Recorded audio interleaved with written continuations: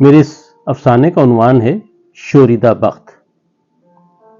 اس نے فلیٹ میں داخل ہوتے ہی کاندھے پر جھولتا ہوا بھاری پرس دیوار پر دے مارا، بالوں میں سجے کلپ کو جھنجھلاہٹ کے ساتھ کچھ اس طرح علیحدہ کیا جیسے دفتر میں پیرزادہ کو خود سے الگ کیا تھا۔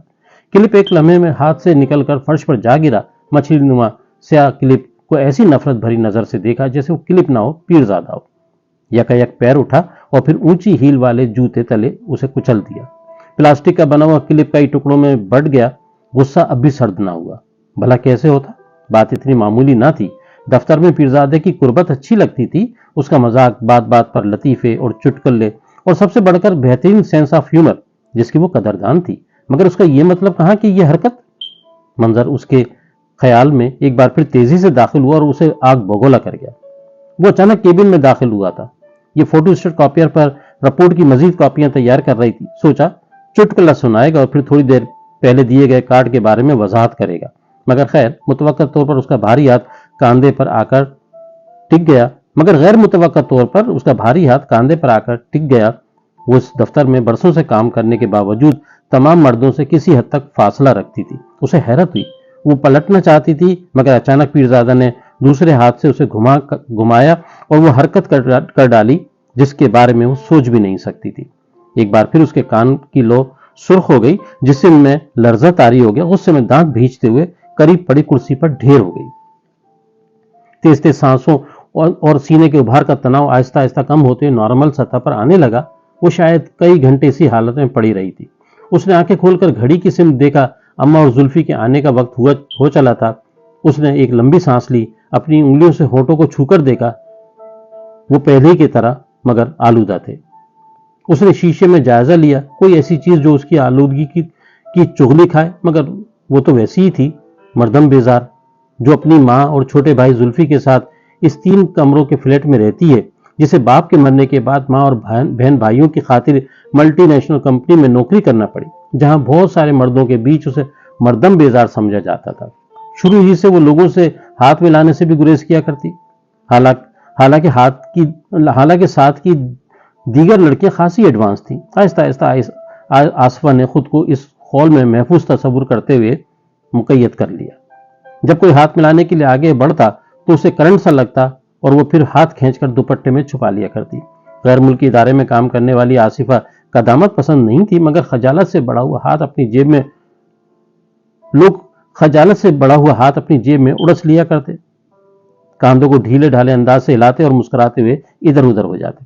آصفہ کو احساس ہوا کرتا کہ وہ لوگوں کو ساتھ نہ دے کر اچھا نہیں کرتی۔ اکثر اسے اپنی حرکت پر ہنسی بھی آتی اور کبھی غصہ بھی۔ ابتدا میں اس کی عادت اس قدر پختہ نہ تھی اور نہ ہی وہ جن سے مخالف سے گھبراتی تھی۔ اب سے 10 سال پہلے ابا کے انتقال پر نوجوان آصفہ نے 17 سالہ میٹرک کی طالبہ عابدہ، 15 سالہ معروف، 10 سالہ زلفی اور خشک پھٹی پھٹی آنکھوں سے دیواروں کو تکتی ہوئی ماں کو دیکھ کر فیصلہ کیا کہ وہ اپنے بہن بھائیوں اور ماں کی تمام تر ذمہ داریوں کا بوجھ خود اٹھائے گی۔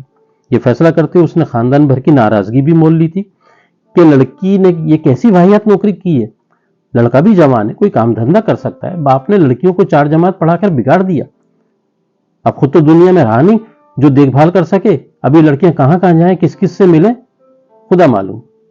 یہی سوچ کر آصفہ نے اپنے گرد حصار کو اور زیادہ سخت کر لیا تاکہ کبھی ایسا کوئی موقع نہ آئے جب اسے خاندان بھر کے سامنے شرمندہ ہونا پڑے۔ مگر کچھ باتیں جنگل میں اگ آنے والی خودرو جھاڑیوں کی طرح ہوتی ہیں، جو کہ بغیر کسی کوشش اور تقویت کے اگ جاتی ہیں۔ اپنے گرد کھینچے ہوئے اس کڑے حصار کے باوجود بند کمروں میں اندیکھے طریقوں سے داخل ہو جانے والی مٹی اور ہوا کی طرح پیرزادہ داخل ہو گیا تھا۔ اس مٹی اور ہوا کا احساس اسے اس وقت ہوتا ہے جب وہ ہر شے کو اپنی لپیٹ میں لے لیتی ہیں۔ آصفہ کو یہاں کام کرتے ہوئے ایک عرصہ ہو چلا تھا۔ اسے خود بھی حیرت ہوتی تھی کہ اسے اپنی شخصیت اور رویے سے قطعاً متضاد ماحول میں کام کرتے ہوئے 10 برس ہو گئے۔ ان برسوں کے دوران عابدہ شادی کر کے 2 بچوں کی ماں بن کر لاہور چلی گئی۔ معروف نے کالج کے رومانس کو گلے لگا لیا۔ شادی کر کے صرف 1 ماہ بعد ہی اپنی بیوی کو لے کر علیحدہ ہو گیا، کیونکہ اس کی بیوی کو شہر میں صرف ایک ہی علاقہ پسند تھا، وہی جہاں وہ اپنے ممی ڈیڈی کے ساتھ رہتی تھی، اور جہاں کے مکانوں کی دیواروں میں سمندر کی نمکین ہوا گھس کر ایسے کھوکھلا کر دیتی ہے جیسے ایڈز زدہ انسان کو۔ اب اس گھر میں آصفہ، زلفی اور دیواروں کو تکتی بوڑھی ماں، جو کہ فلیٹوں میں قائم مدرسے میں بچوں کو دینی تعلیم دیتی تھی، اماں اور زلفی کے آنے کا وقت ہو گیا تھا۔ زلفی آتے ہی کھانا مانگے گا۔ آسفا تیزی سے کچن میں چلی گئی، کیبنٹ میں سے چاول کا مرتبان نکالا اور جلدی جلدی پکانے میں مصروف ہو گئی۔ اسے پتا تھا کہ زلفی سے بھوک برداشت نہیں ہوتی۔ صبح کالج جانے سے پہلے مائنیز لگے 2 سلائس اس کا ناشتہ تھا۔ کالج اور پھر کمپیوٹر کی کلاسز لینے کے بعد وہ جب گھر لوٹتا تو اس کی بھوک چمک اٹھتی تھی۔ جلدی میں جو تیار ہو سکتا اس نے کیا۔ ابھی وہ اپنے کاموں میں مصروف تھی کہ اچانک اس کے کندھے پر ایک بھاری بھرکم ہاتھ آیا، وہ چھل پڑی۔ اس کے دماغ میں دفتر کا منظر گھوم گیا۔ سرحد سے پلٹ کر دیکھا، سامنے زلفی تھا، سرخ روشنی پر رکی ہوئی گاڑیوں کی طرح رکی ہوئی سانس آہستہ آہستہ بحال ہونے لگی۔ باجی مجھے بھوک لگی ہے، خود لے لو، یہ کہتے ہوئے کمرے میں چلی گئی اور کمرے کا دروازہ بند کر لیا۔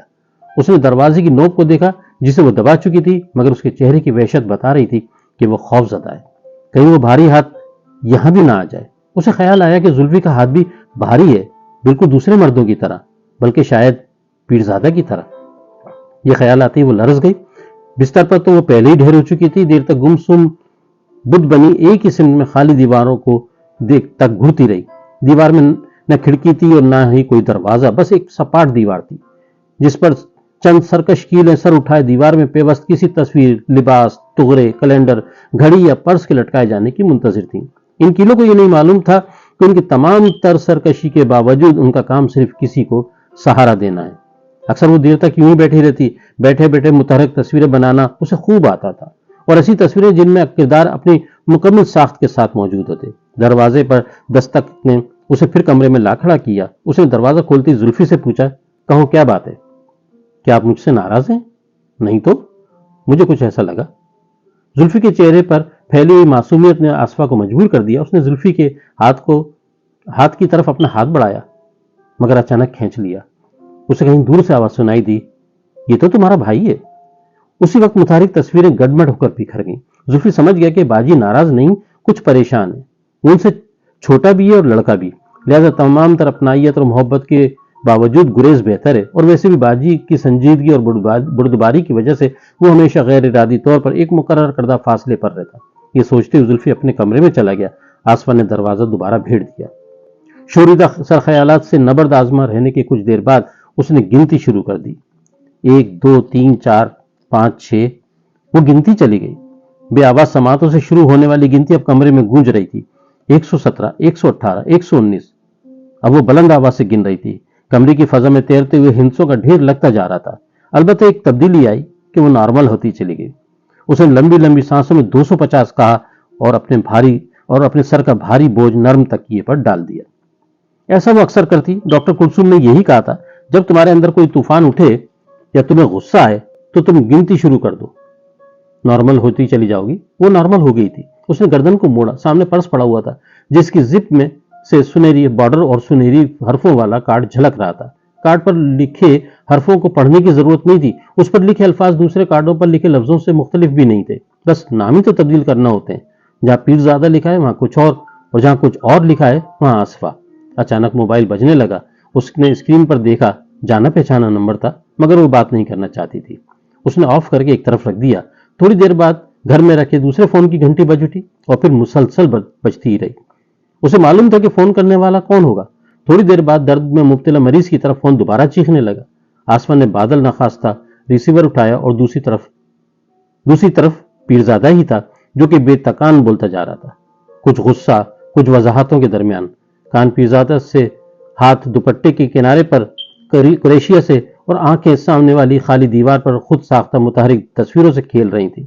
خالی دیواروں پر سر اٹھائے کھڑی ہوئی کیلوں میں سے ایک کیل سے وہ خود الجھی ہوئی تھی، اب دوسری کیل سے پیرزادہ اور دوسری کیل سے پیرزادہ۔ اس نے دیکھا کہ دونوں کیلوں کے درمیان دوسری کیلوں پر کچھ غیر واضح چہرے بھی موجود ہیں۔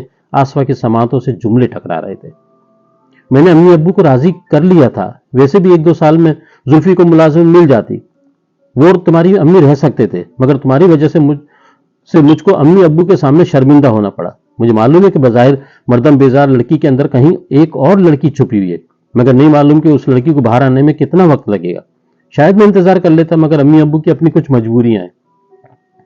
خالی دیوار پر غیر واضح چہرے اب اپنی پہچان کروا رہے تھے، اس کی امی، اس کا بھائی زلفی، پیرزادہ کی امی اور پیرزادہ کے ابو۔ مسلسل دیوار کو تکنے کی وجہ سے آسفا کی آنکھوں کے بیچ دکھن اور کناروں پر نمی اتر آئی تھی۔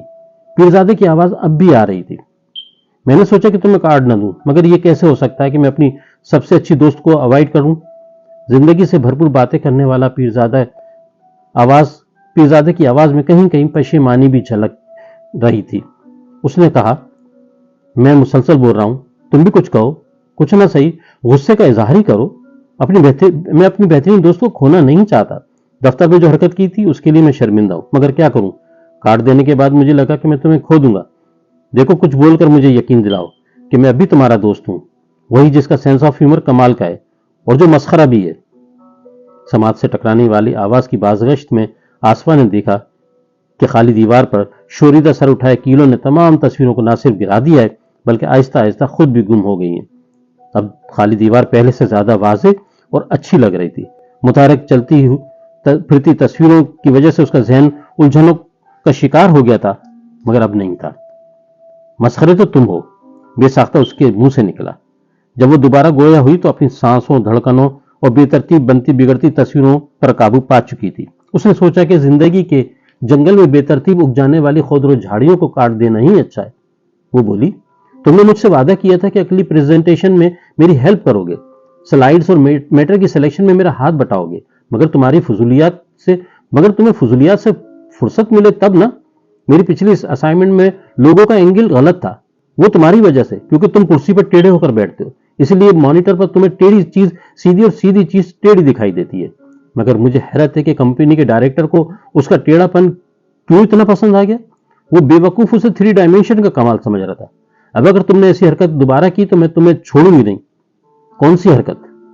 پیرزادہ نے فوراً پوچھا، مگر کوئی جواب دیے بغیر آصفہ نے فون بند کر دیا اور خالی دیوار پر ابھری ہوئی ایک شوریدہ بخت کیل سے خود کو لٹکا کر سر جھکا دیا۔